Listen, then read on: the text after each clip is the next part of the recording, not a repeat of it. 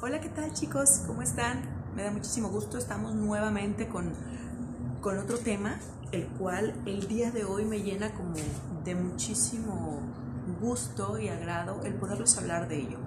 Es un tema que sin duda a lo largo del tiempo ha generado muchísima polémica y cada día que pasa como que el auge va siendo muchísimo más fuerte. Este tema, sin embargo, si ustedes se meten a las redes sociales, hay demasiada información en la cuestión psicológica y sin embargo, en la cuestión criminológica, pues nos quedan ciertas lagunas o dudas que de repente, pues al lector, al estudiante que en verdad está con este perfil, pues le interesa en un momento determinado poder saber de ello. Así es que el tema del día de hoy hablará acerca de la violencia de género.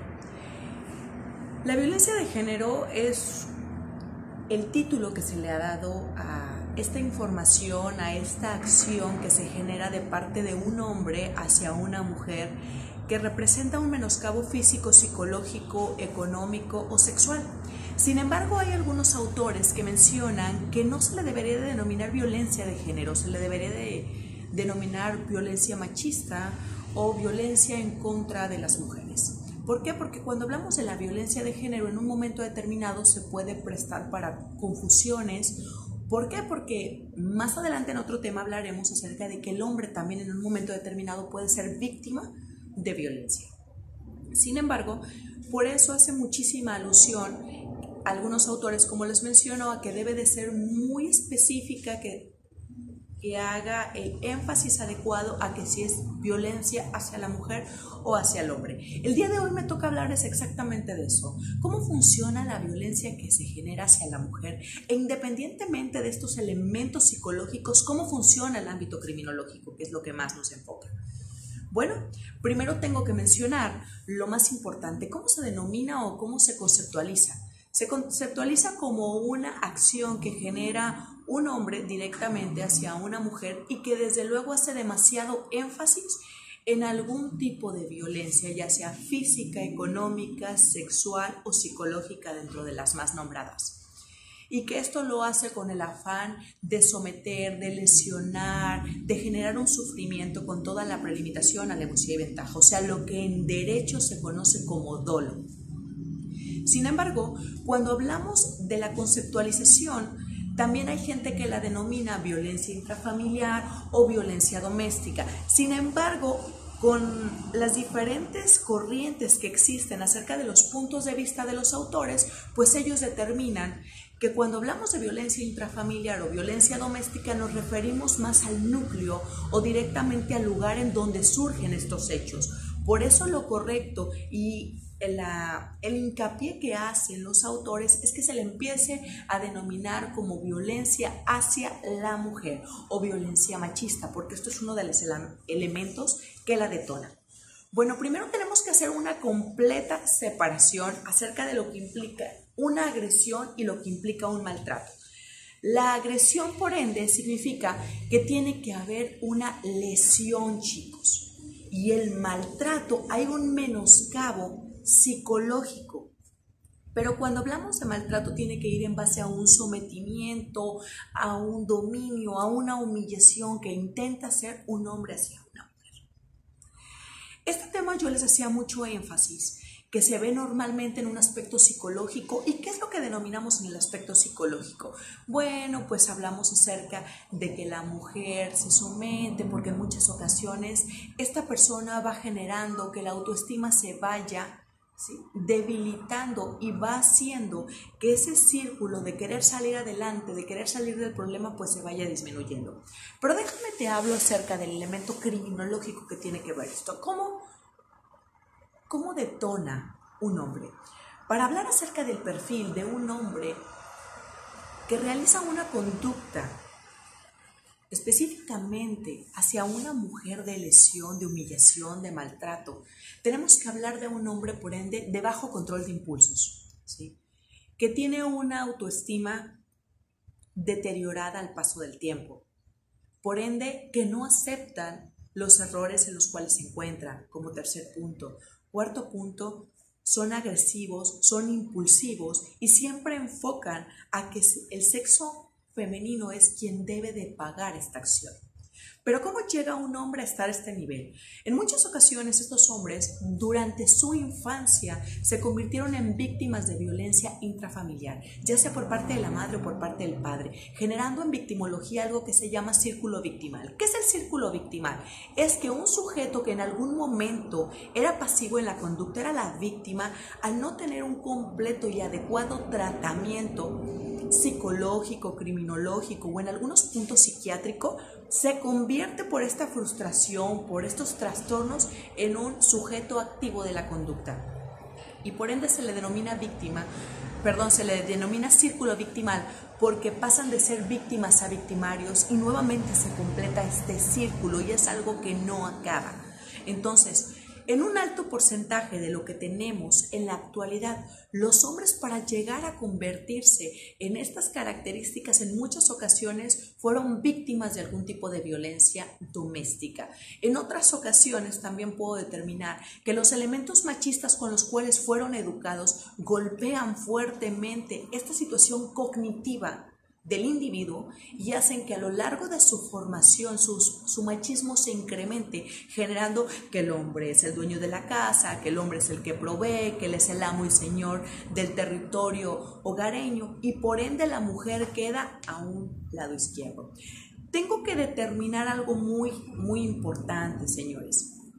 Primero, que no todas las mujeres en un momento determinado por características de temperamento y de carácter pueden ser víctimas de este tipo de violencia. ¿Por qué? Porque una mujer con una autoestima alta, con un carácter completamente definido, con un temperamento fuerte, cuando un hombre quiere llegar y generar este tipo, ¿sí?, de cambios, difícilmente lo va a lograr, ¿sí? Sin embargo, recuerden que otro de los elementos de este tipo de sujetos es que la manipulación y la labia en ellos es muy veraz, muy versátil. Entonces, no esperen que cuando vayan a ver un caso de estos, en el momento en el que empieza esta fase de enamoramiento vaya a empezar la violencia. La violencia es algo que empieza de una forma completamente muy sutil hasta el punto de llegar al completo dominio y control del sexo femenino.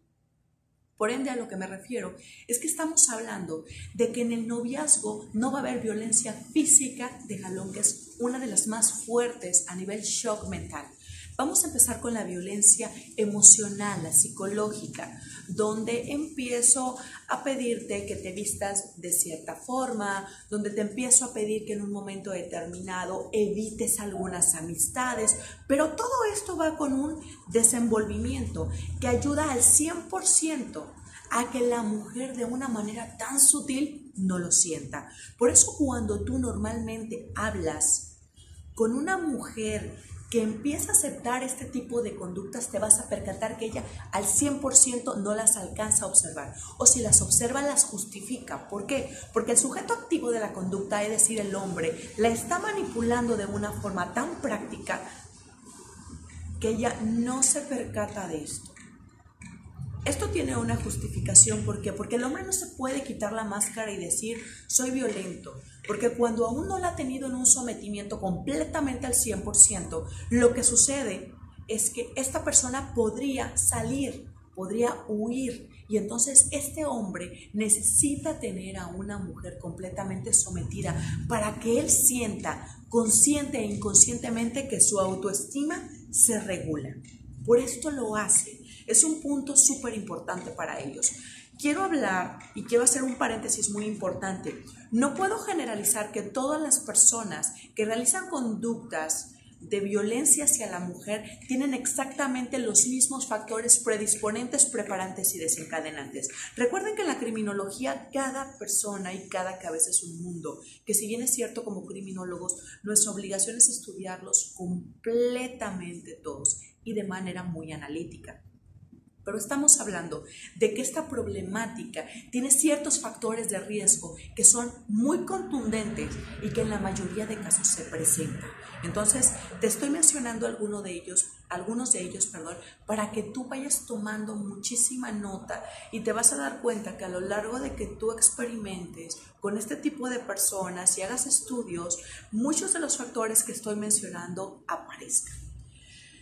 Retomando un poquito, este sujeto cuando realiza este enamoramiento se puede presentar como una persona dulce, encantadora, amorosa, y conforme empiece a ganar terreno le va brindando la seguridad que necesita para empezar a controlar al sujeto pasivo de la conducta. Entonces, por ende, la primera violencia que vamos a denotar es la violencia psicológica o emocional, donde vemos prohibiciones de formas de vestir, donde vemos en un momento control, donde empezamos a separarlo del ámbito familiar, empezamos a separarlo del ámbito laboral, de amistades. ¿Para qué? Para que estas personas, en el momento en el que las voy alejando, me vayan permitiendo a mí empezar a tener el control total de mi víctima y que no sea fácil que me la contaminen y la vayan a sacar del círculo donde yo como victimario necesito tenerla.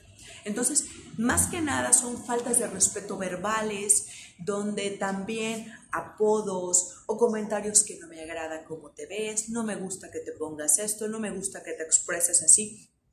Son pequeñas insinuaciones que me van permitiendo a mí tener el control. Ojo, chicas, aquí hay algo muy importante. Normalmente decimos, bueno, a mí no me genera ningún menoscabo, yo accedo a lo que él me pide, no tengo problema.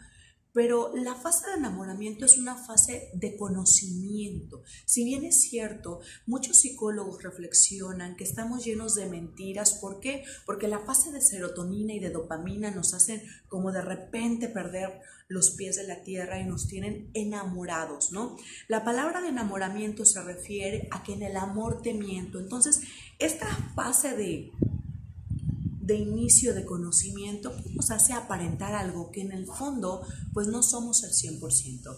Entonces, no te dejes llevar y desde un inicio como un tip, no estés dispuesto a generar una entrega completamente al 100% de lo que esta persona realiza. Debes de ser muy objetiva, muy observadora y aprende a tomar los espacios y los tiempos para lo que son requeridos. Si esta fase está siendo requerida para que tú conozcas a la otra persona con la que estás compartiendo tiempo, pues date el tiempo específicamente de conocerlo. Y eso implica que seas muy objetiva por difícil que parezca. La siguiente fase ya es un brinco un poco más elevado, pero donde el menoscabo empieza a ser más evidente. Esta se le llama violencia física. La violencia física, por ende, es todo aquello que nos genera un menoscabo a nuestro cuerpo, a nuestra persona. Es donde empezamos a ver los jaloneos, los empujones, las cachetadas. Ojo con esto, recuerda que esta inclinación, que esta pirámide, por así decirlo, va subiendo. Entonces, la violencia física, pese a que ya es un brinco más elevado que la psicológica, la física, por ende, va siendo connotativamente más fuerte, pero todavía no llega a un punto abrupto. Entonces, esto entra que te empuje, que te quite, que te jalonee, que te sangolotee en un momento determinado, te puede llegar a cachetear, ¿sí? Y todo esto con el afán de que ya empiece él a medir el terreno, qué tanto de la conducta contaminante que realizó contra ti, qué tanto del dominio tienes. Normalmente sucede que hay un bajo control de impulsos, como te lo decía, que hay un nivel de agresividad y que después ellos normalmente justifican esta acción con el que tú me hiciste enojar, tú me detonaste, es que fue tu culpa, pero empieza a declinar, ¿sí?, esta agresividad y por ende acaban siempre pidiendo una disculpa y diciendo que nunca va a pasar.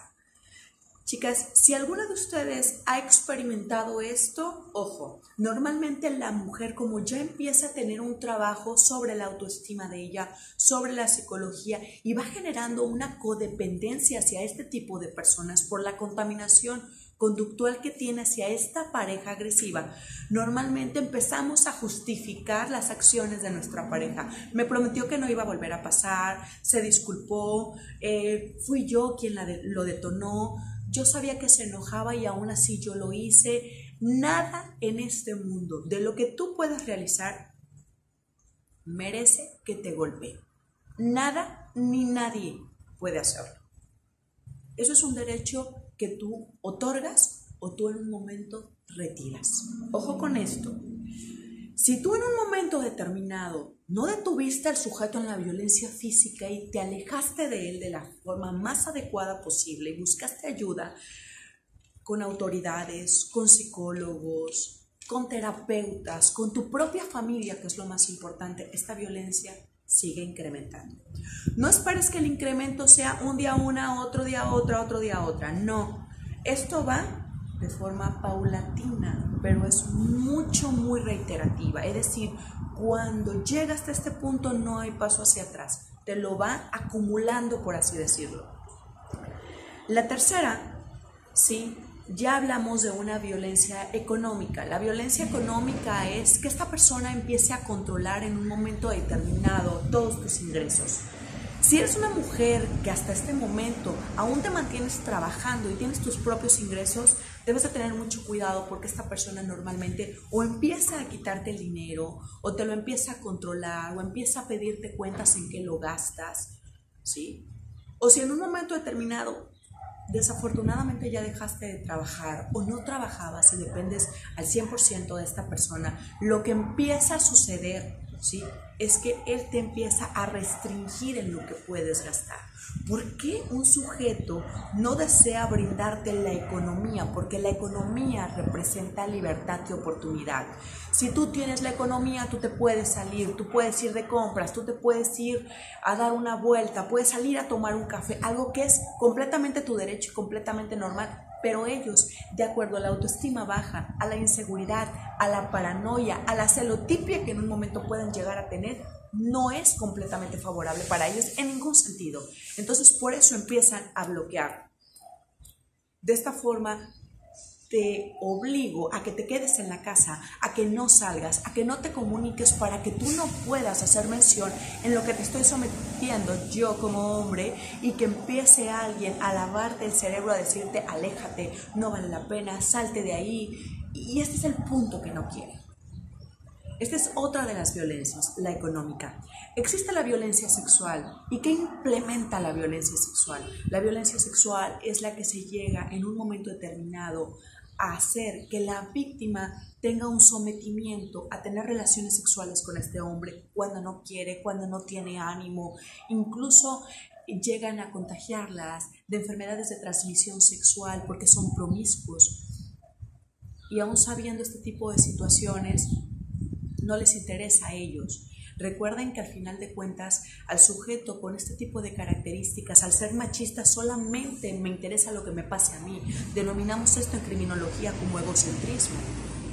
Entonces, este tipo de características en la violencia sexual han llegado hasta delimitar el punto de que hay violaciones adentro de los concubinatos o de los matrimonios. Anteriormente el derecho no concebía que hubiera una violación en un matrimonio porque es uno de los derechos, la perpetuación de la especie. Sin embargo, gracias a estas demandas se pudo generar una modificación y hoy se puede determinar que aún estés casado con una persona, es tu derecho determinar cuándo quieres tener relaciones sexuales. Y si en un momento determinado no quieres tenerlas, nadie te puede obligar, aún sea tu esposo, a tener estas.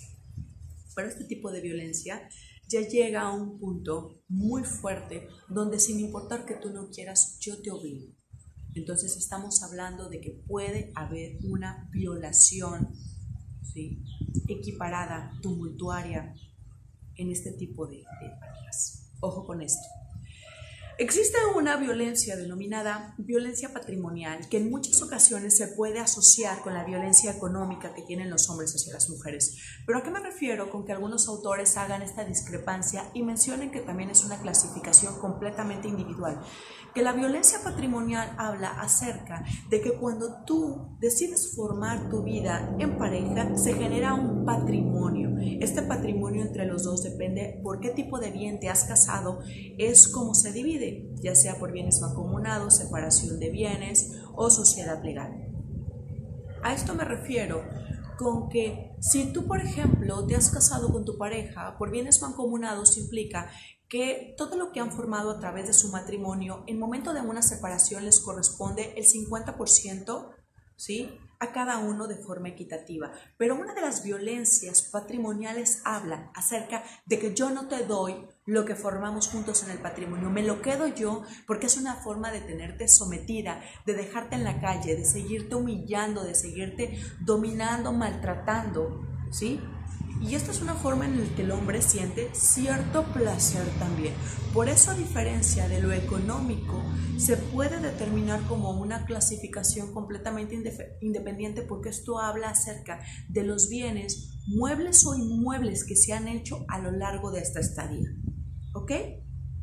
Bueno, cuando hablamos de las diferentes violencias, yo te hablaba de que esto es como una especie de pirámide. Todo lo que sube, dicen, tiene que bajar. Y en estas fases se denomina un tabulador que habla acerca de los niveles de violencia.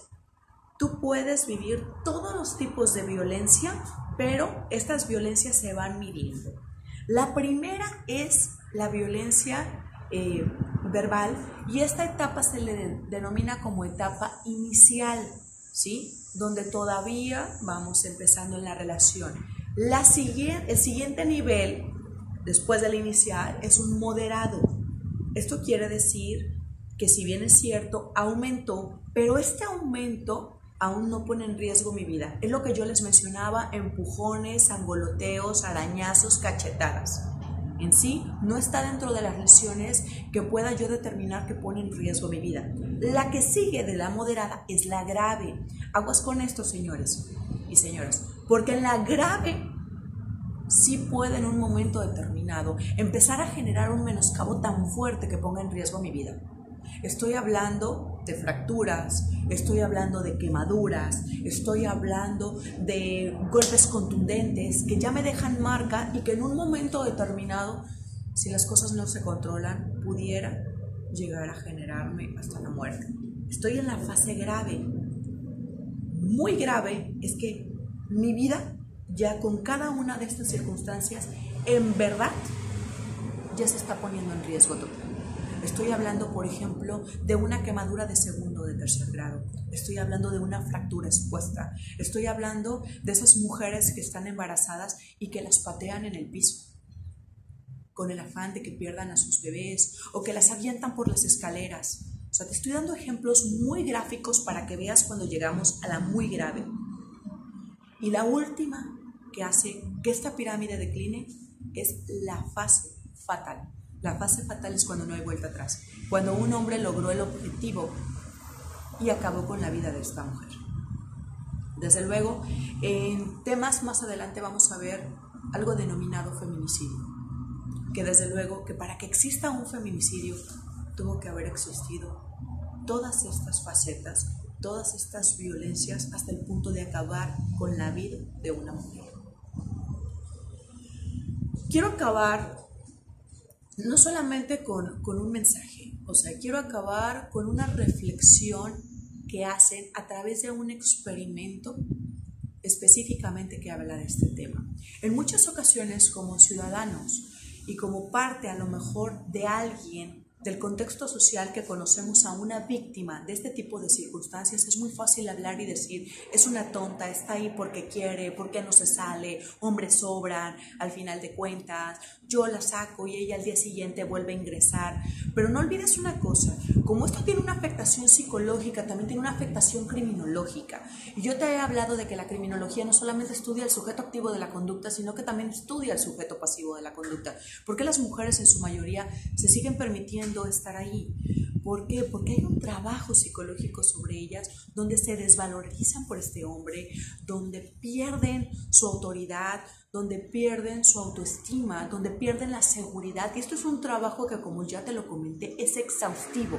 Entonces esta mujer se siente desprotegida y siente una codependencia tan grande que, aunque este hombre le esté golpeando, le esté maltratando, le esté matando, textualmente no se va a hacer a un lado. Por eso, cuando tú llegues, hay instituciones completamente que se encargan del cuidado y de la atención de forma exhaustiva para saber cómo tienes que retirar a este sujeto pasivo de la conducta, a esta mujer, de las garras del sujeto activo, y puedas trabajar con su psique para que no se genere este círculo vicioso victimal.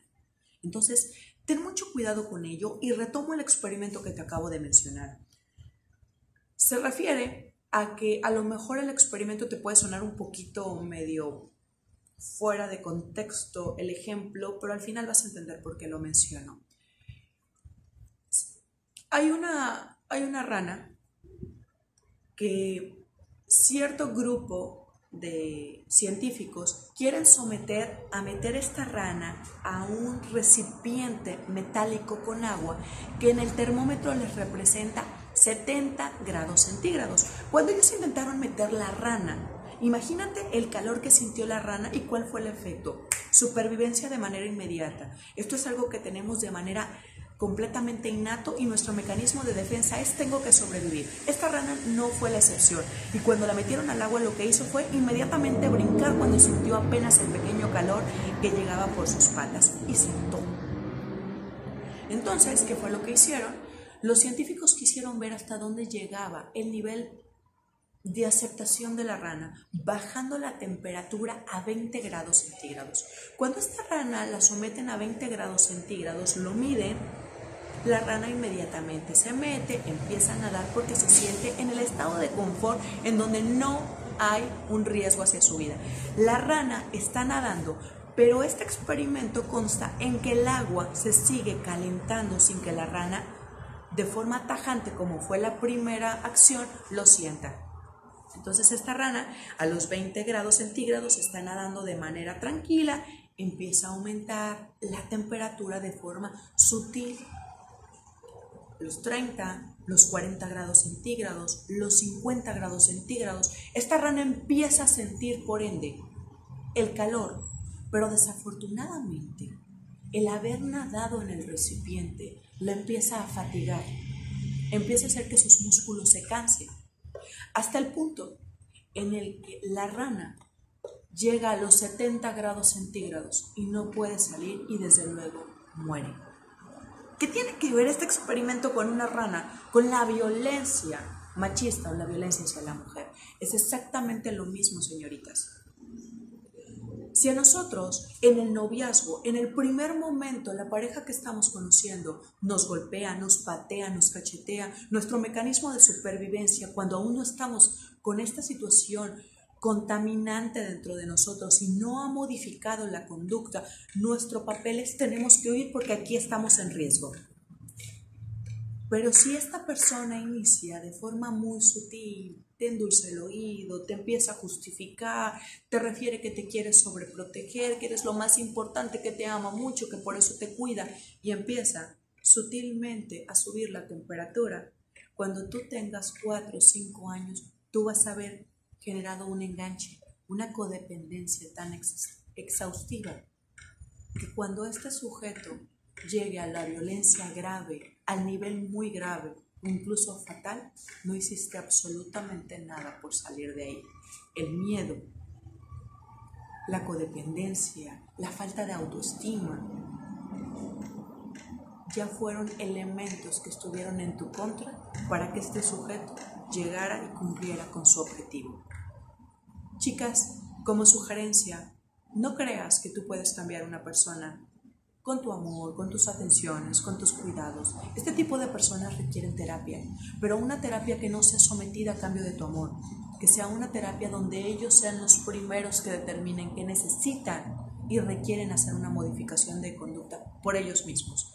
Es por ello que, como consejo, como tip más que nada, te refiero que lo más importante que puedes hacer es cuidarte a ti misma, ver por ti, aunque suene un poco egocéntrico, pero si tú no te cuidas, no hay quien te cuide y esa es una de tus obligaciones, ¿ok?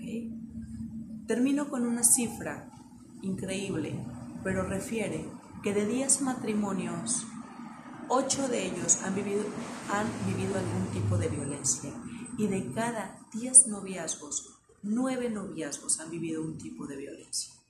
Señores, esto que nos sirva desde la parte reflexiva criminológica y que también nos haga trabajar un poquito con la criminología preventiva.